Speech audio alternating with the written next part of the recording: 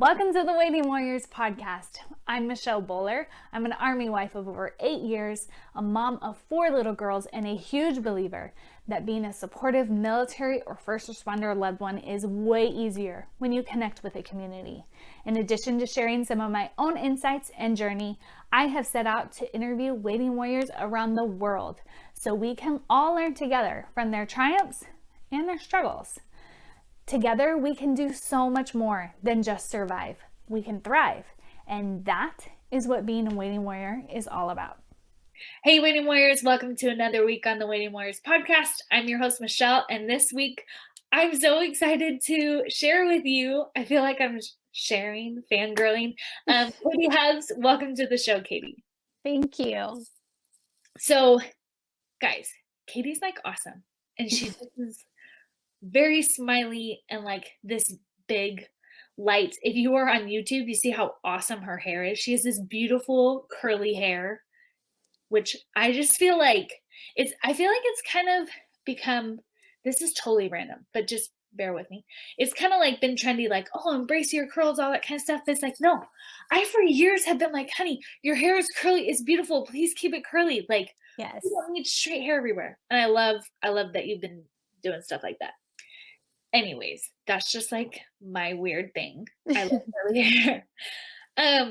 Anyways, Katie works from home as a personal trainer. Her husband is in construction and National Guard for 16 years. So you have been like around the block a few times. She has 3 kids. One of them is a bonus daughter and then 2 daughters within this marriage. And I love how you call her a bonus daughter. Yes. Her husband's a blended family too. And I just love that. Like, it's like, she's just my plus, like just a big plus in life. So, National Guard wife life. What has that been like for you? Because I know it's different. Like it's different than traditional. I mean, like, you know, I wonder actually what the percentage is of like people in the military but are National Guard. Like it's way lower. Most are right. Most are like active duty. So do you feel like the stepchild, or do you still Sometimes, yes. Especially like talking to maybe other active duty spouses. But they know that we've been through deployments as well, and we still struggle all the time. This year he's been gone a lot, and he's still able to be on active orders, which he's away from our family a lot. I'd say the biggest difference is I don't have to move my home, which I'm very grateful for. Yeah. We I mean, it's not I'm embracing the adventure of it, but we have to move in in 2021. We're going to move in July and then again in December. Oh, wow. Schooling. So it's like, I've talked to a few National Guard wife just for the podcast, but then just other like work stuff. I'm like, oh, I want to stay in one. Okay, but you kind of brushed over your deployment like that, which I think it kind of is like, I don't know why we do this to each other, but it's like the not badge of honor, but like, are you really a military spouse until you know what I mean? Like that's not how it should be, but I feel like that's how it is. Okay, but you didn't just do a deployment. You did 2 deployments, and didn't you have a baby in both of those? Yes. Yeah. So you get like 2 big stars. Really, really big. That's nuts. Yes, it was crazy. The second time when we found out he was leaving again, I was like, are you planning this? What is going on? How is this happening again? How did that work? Like, what was the timing of it? Because like pregnancy is 9 months. So did you find out like 3 months and he had to leave just before the birth, or what was that timing? So with our oldest, we found out about 2 weeks before he had to leave. So he came home about 2 days before our oldest turned 3 months old. So he missed everything. Oh my gosh. With our second, we found out we found out probably in July, and he didn't leave until January. Okay. And luckily for the second time around, he was able to take leave and come home. Okay. So that was nice, actually, because it was the first time he had ever seen any of his daughters be born. So it was like a really big deal to him. So it was awesome. Wow. That's crazy though. 2 weeks? Like why? What I mean, you don't like say where he went and what he did, but like I Yeah, get I get that they have to. You know what I mean? Like, right. but at the same time, it's like, oh my gosh, when you think about what that actually means, it's like bizarre. It's just bizarre. Yeah, it was the first time around was a lot more hectic because we weren't married yet and we barely knew each other. So I also wasn't like welcomed with open arms. I was just like the girlfriend. So I didn't get a special like basket or baby shower or anything, and nobody really knew about me Uh-huh. until I showed up with a baby when they came home and they're like, "Oh, you had a baby." Surprise! Yeah. It should have been on your roster, but Right. that's okay. That's okay. Well, that's a good like note for everybody who's listening who is an FRG leader in a National Guardian. It's like, hey, maybe you should know if they're like having a baby at home. Yes, definitely. Um, so I mean, like, that's just like a crazy story. And honestly, like, we have done so many separations, and Austin has missed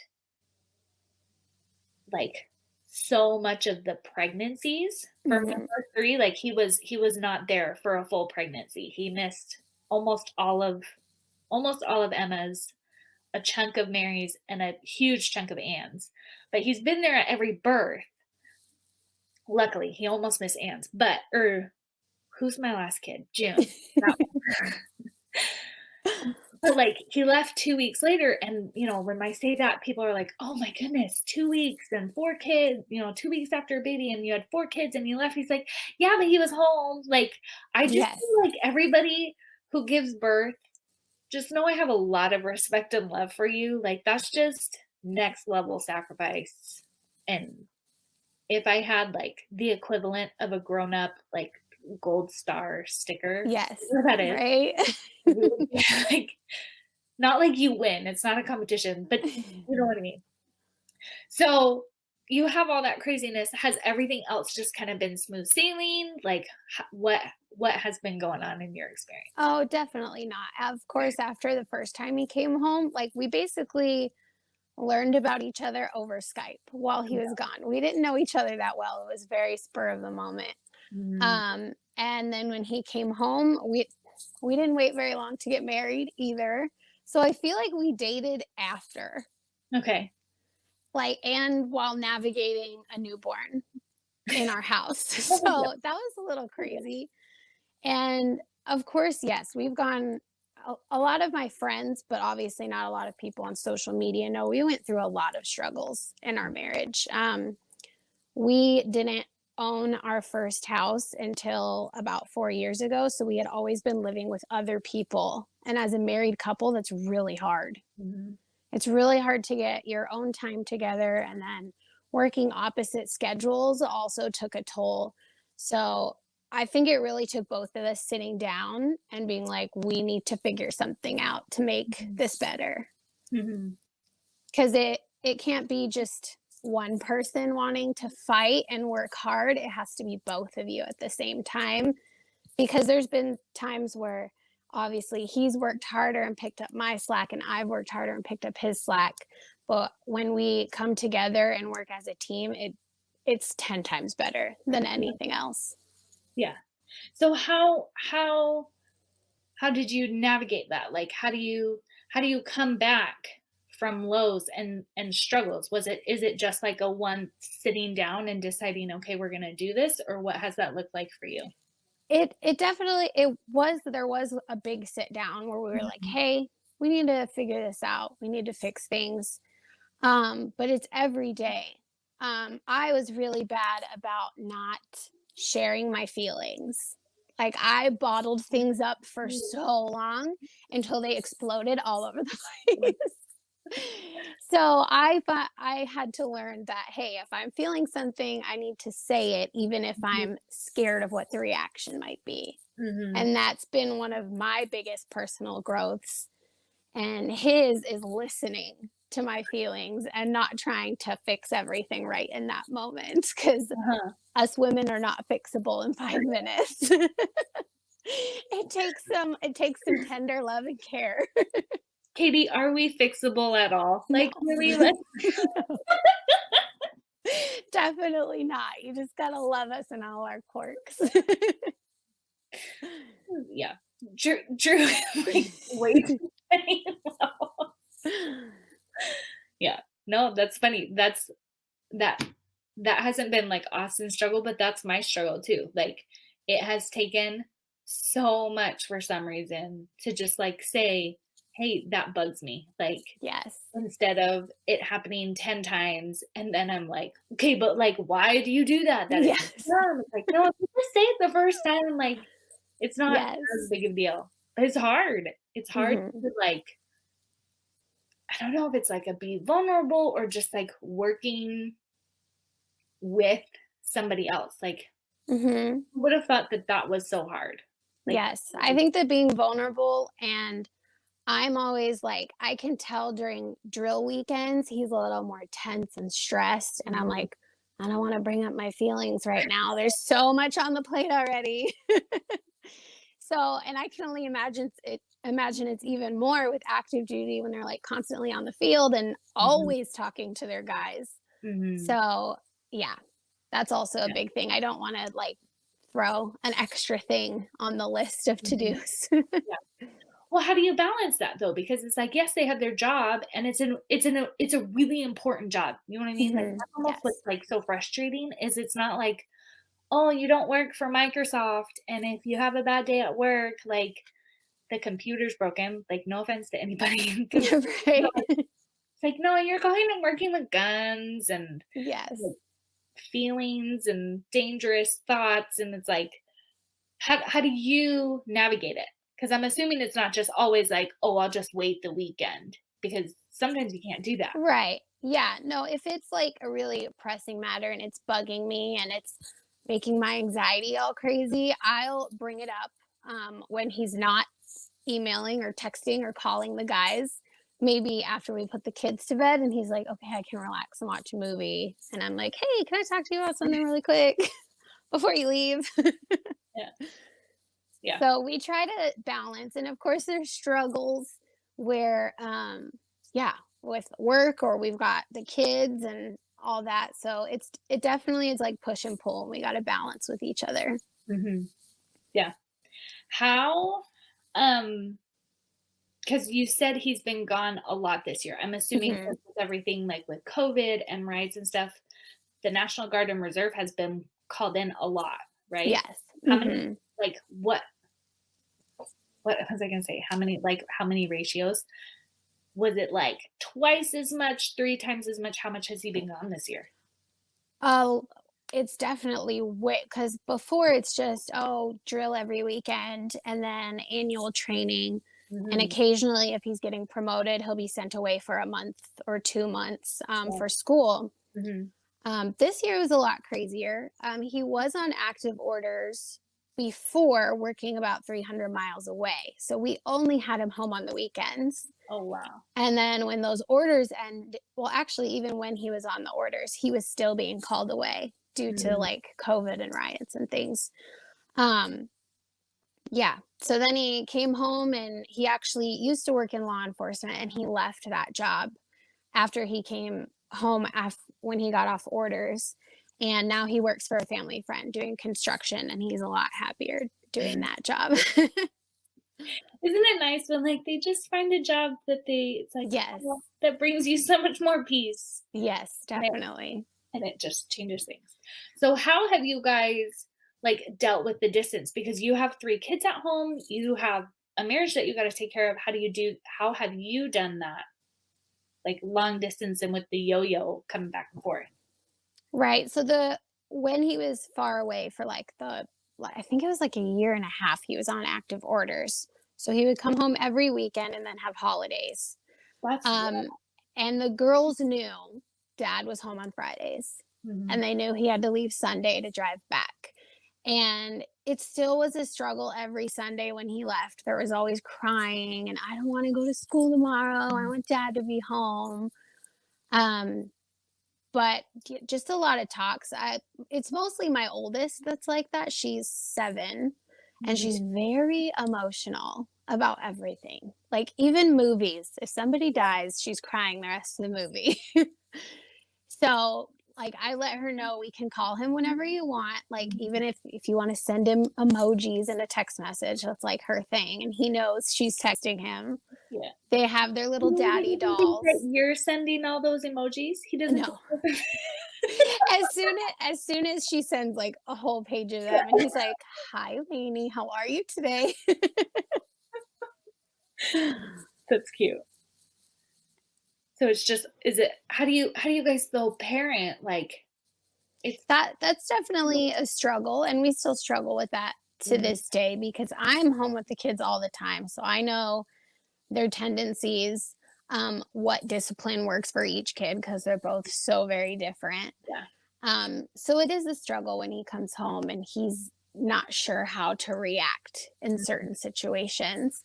I usually take the reins with that, but then we will sit down and talk about it. And I'm like, hey, one of them you have to be more stern with. The other one, you have to like be on her level and really emotional, like she is, in order to get through with her.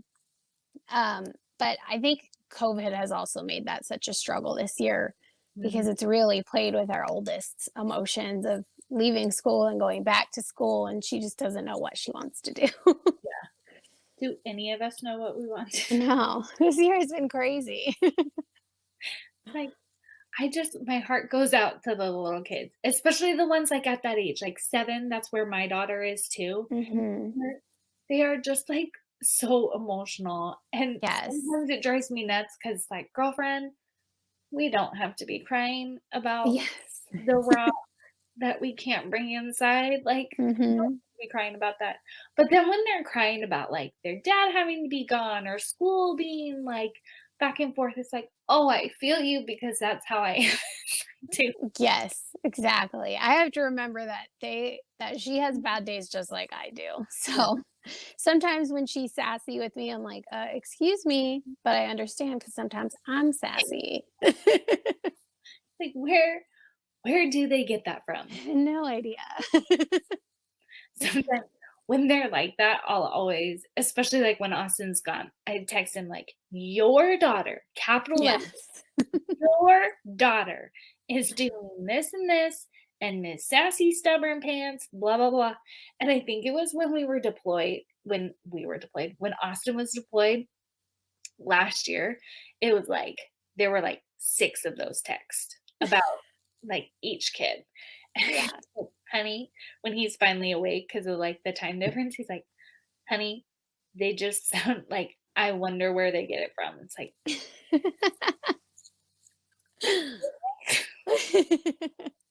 I don't know what you're talking about. Right? I have no idea what you're talking about. I'm not sassy and stubborn at all. That is your children because you're children. So you've been National Guard though for a really long time. What Mhm. would you say to somebody kind of just coming in? Because there's like traditional military spouse advice or whatever, but National Guard and Army Reserves, like, or Navy Reserves, sorry, all branches, the reserves and National Guard like are very different. Right. What is your, not like best advice, but like to somebody who's new and just figuring things out, what would you say? So with National Guard, the good thing is you are usually in your home state or city around family and friends. Mhm, And my biggest advice would be don't be afraid to ask for help. Like mhm. don't be afraid to reach out to your friend and ask, "Hey, can you come over so I can take a shower in peace?" Or reach out to your mom and say, "Hey, I just really want to go get my nails done. Like I need 5 minutes." Um I'm very lucky that my mom and sister only live an hour and a half away. Mhm, So if I absolutely need to go to the doctor or I had surgery when my husband was deployed, I was able to have her come help me. mhm, And I know that most active duty spouses do not have that luxury of family and at least close friends that they know they can really trust. Yeah. like able to call to come over. So I would say to just hold on tight to those good friends and family that you have, and don't be afraid to ask for help, because it's better than just having a total breakdown. Yeah. And that don't get upset when plans change, but that's for all military. And I mean, that's been the whole vibe of this year. All the plans have changed. So I think everyone has to get used to it now. Yeah. I think that, like, if you haven't gotten it yet, which I don't know if there's any really way to, like, cut out that initial, like, reaction. Do you know what I mean? Like, "Oh, no." Hmm. Then, like, I feel like we're learning to cope. It's like, I don't know what needs to happen to you if you haven't figured that out yet, because Yeah. it's been crazy. I actually saw a really funny, it was a meme. I love memes. I'm always on social media.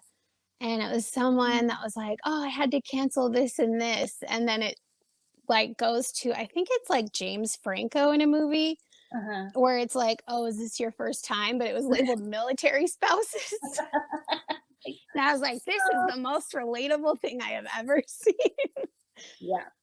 Yeah. We as a community should be very, very sympathetic and empathetic towards the civilians, because Mhm. it's like on one hand you can be like, "Oh, you should like welcome to my world," but it's also like, "Welcome to my world. Let me give you a hug because I know this is really, really hard." Right, especially my friends, like, even my sister has had a baby during this whole pandemic. Oh, One of my best friends just had a baby this morning, and good. I'm like, "Listen, your husband will be there, and I know it still feels lonely because he's the only one there, but you're gonna make it, I promise." It's not the worst thing that can happen. Yeah. Yeah. So you said like hold on tight to your friends and family and don't be afraid to ask for help. Mhm. Did two full questions. Did you ever have a hard time asking for help? And kind of like speaking from my own experience, when we were reserved, I was by family, but like I felt bad always being the one who needed help.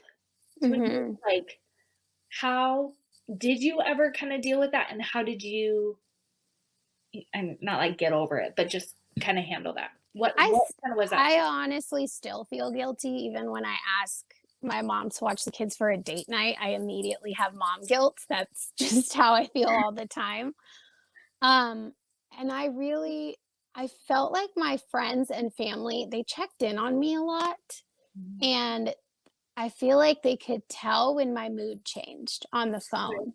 Like if I used to talk to my mom every day while my husband was gone, and she'd be like, "Oh, it sounds like you're yelling a lot more today, or you sound a little sad. Are you okay? Do you need me to come up for the weekend?" And I'm like, Mhm. "Okay, since you offered, like, yeah, Mhm. sure, come on up."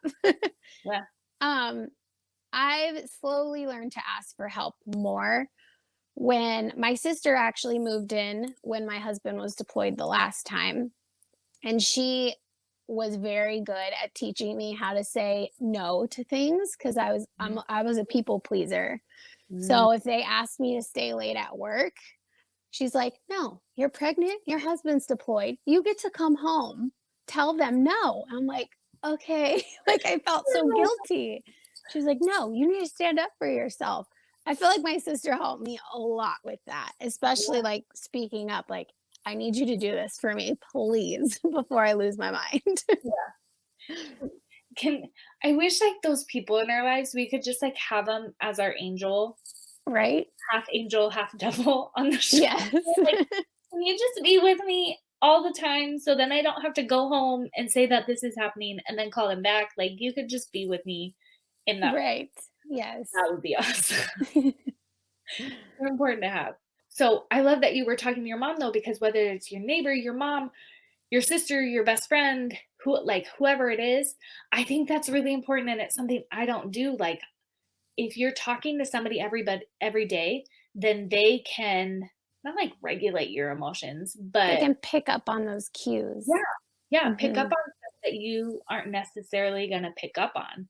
So Right. even if it's not somebody who can come, drive down and watch the kids, they can at least be like, "Honey, you need to go like go have a night out, or Yes.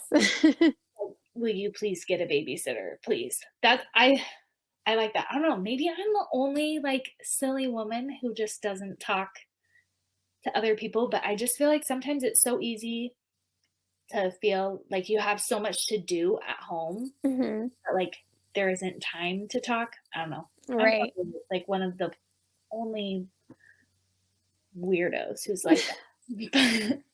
So if nothing else, this is good advice for me, like, talking to somebody every day and Mhm. being able to be honest with them on where you're at. Maybe Right. do that soundboard. I'm gonna write that one down. Talk to somebody. But it's like it's such a simple thing that actually doesn't take more work. Do you know what I mean? Like, Right. Yeah, you can stick an earphone in and talk to somebody on the phone yeah, or put them on speaker and like have them attached or like in your pocket or something while your kids go crazy in the background. play Play-Doh, or what did my kids do? My kids decided to put potatoes and blueberries in a bowl Mhm. and then smash them up. Oh my. Yeah, that was wonderful. That was awesome. That's a good mess. Luckily, Yes. they didn't get that on their clothes. But it's like, that's gonna happen whether I talk to somebody or not, so I might as That's true. well. As well Yep. might as well talk to somebody. Well, last question. Okay. What is your key to thriving that you wanna share with your fellow waiting warriors? I have noticed, especially within this last year, is finding something that I'm passionate about that's not just my family. Because I feel like Mhm, for the longest time, my whole identity was being a mom. mhm. And I didn't really like branch out to friends or try to help other people. It was just me trying to survive in my own house with these little gremlins that I made. And I feel like this year I focused a lot on um, n- breaking off friendships that were negative to me, that were like talking down to me or making me feel less than as a person. And then just finding something I was passionate about. Like I went back to school, I got very invested in my social medias and things like that. And I feel like now I have stuff to do besides doing the laundry and cleaning the floors. Like I have something else to do.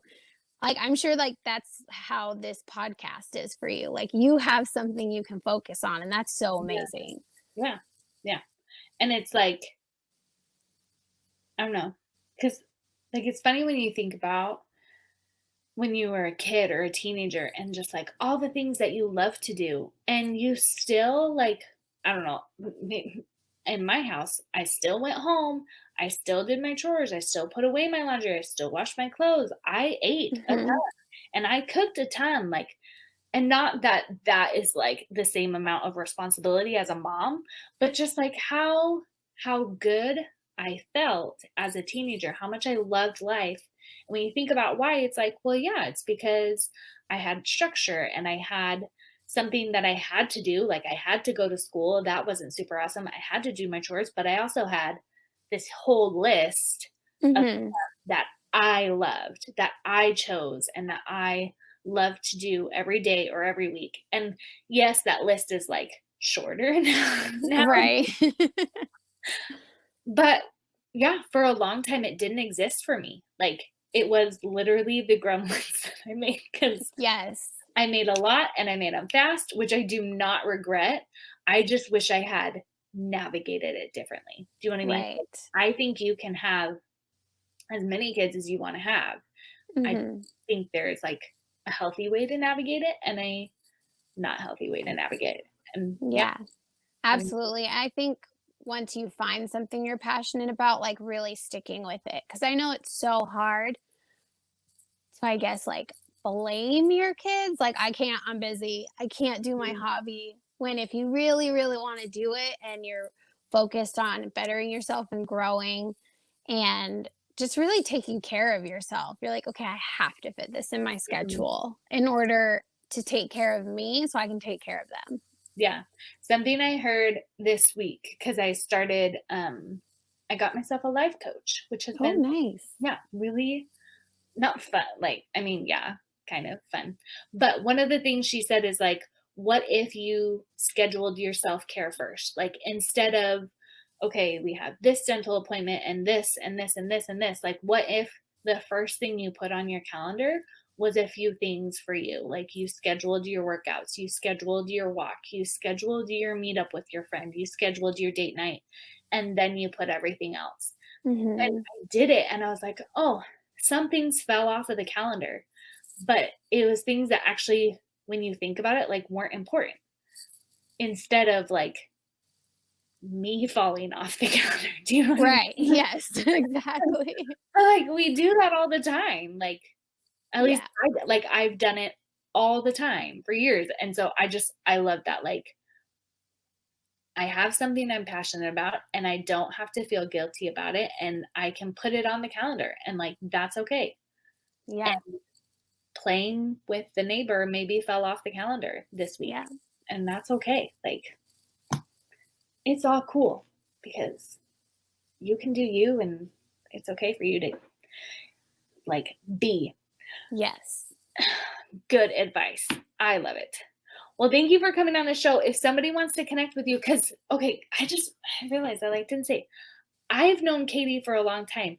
Katie's awesome. Like, you want Katie in your life, which is why I brought her on the show. Thank you. Mentioned her social media stuff. But like, I like the content that you put out. I know, and I think why I like it is because you're very much so like, this is me, and like, Mm-hmm. I don't know, what's the word? Like, deal with it. Not deal, Yeah. not deal with it, but it's like, if I'm for you, I'm for you. If I'm not, Yes. I'm not. Like, Right. You don't have to be for everyone. And I was like that for so long where I just wanted to please everyone. And I was so worried about like maybe offending someone by what I said or how I said it. And that changed a lot this year. I was like, bye, filter, you're gone. Like, yeah, this is how I actually am when you hang out with me. So this is how I'm going to be on social media. And if you don't like it, you don't like it. yeah. Well, what's so funny is like, we are actually very different. You and me. Mhm. Like, I think one of my favorite reels of yours was, it was like when somebody from your church like follows you on social Oh, yes. media or whatever, and it's like, I love Jesus, but I cuss a little type of a thing. Yeah. I don't cuss. I Mhm. just don't like swear words, which is fine. And there's other little things like that. It's like, oh, I'm not like Katie at all. But I love the vibe of like, you just be you. And Yeah. that's like, it's giving permission. I think sometimes we do need permission, even though we're like grown adults. Like, we kind of do want the permission to do things, but like, it's just Right. a good vibe and message to constantly be hearing. Like, no, she can be her and I can be me. And Yes. that's the way it And should. you don't have to like every single thing about someone. Yeah. There Yeah. can be little things where you're like, I wouldn't do that, but that's cool if you want to do it. That's true. So speaking of all that, that was like a super long way to get. What is this way for people to connect with you, check you out, and just Probably Instagram. I'm on Instagram and the beloved TikTok as always. yeah. I have not been on Facebook lately. I actually deleted the app just due to so much negativity. Yeah. But I'm constantly checking my Instagram messages and I try to answer as many people as I can, especially when it's other military wives asking me questions or just like another mama that's really struggling. I try to get to all of those messages and answer them as fast as I can. Yeah. So what is your handle? My handle is Fort Hubs. Okay. So like Yeah. all the military bases. Yes. So when my husband was deployed, we nicknamed our house Fort Hubs. And I've just kind of carried it into all of my social media. That's cute. That's really cute. I've been wondering because you used to be something else and then Yes. switched it. So that's fun. So it's the deployment in your house. I like it. Yep. Well, guys, go check out Katie. Trust me, you won't regret it. Or you'll realize that like she's not for you and that's totally fine. You don't have to be part of that club. That's But thank you, Katie, for coming on the show. Waiting Warriors, just remember, just because it's hard doesn't mean it has to be miserable. Thanks again, Katie. Thank you. Hey, Waiting Warriors, if you are in the middle of a deployment, heading into one, or shoot, you're just a military spouse who wants to like get ahead of the deployment game, I have created a free resource just for you. It's a PDF file called 3 Ways to Set Up Your Marriage for a Successful Deployment. It is 3 quick things that you can do with your spouse that I've done with mine that really helped us through our number of separations. If you're watching on YouTube, there will be a link just in the caption. You can go to my website, thewaitingwarriors.com, and there's a yellow link with it on the top right, or you can go to subscribepage.com/3, like the number 3, ways to set up your marriage for a successful deployment. Okay? There will be a link in the bio and the show notes if you need it. Go check that out. Please take care of yourself, take care of your marriage, be intentional, and let me help you through this.